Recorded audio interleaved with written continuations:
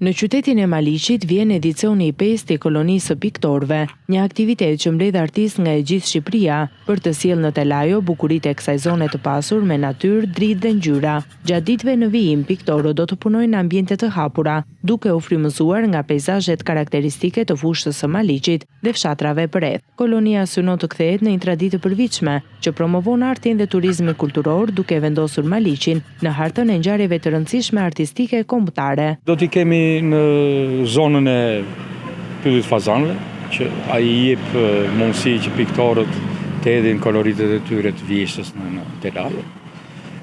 E kemi menduar që të shkojmë në Kolanec, një fshat që e mendojmë që do jetë një fshat turistik në të ardhmen, sepse kushtet natyrore dhe kushtet atij fshati dhe investimet që janë nga bashkia, i japin mundësi që të jetë një fshat turistik.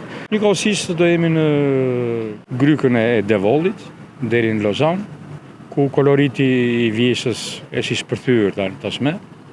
Dhe 500 piktorë që ne kemi të ftuar do sjellin në telajot e tyre atë që ndodh në vjeshtën në Maliq.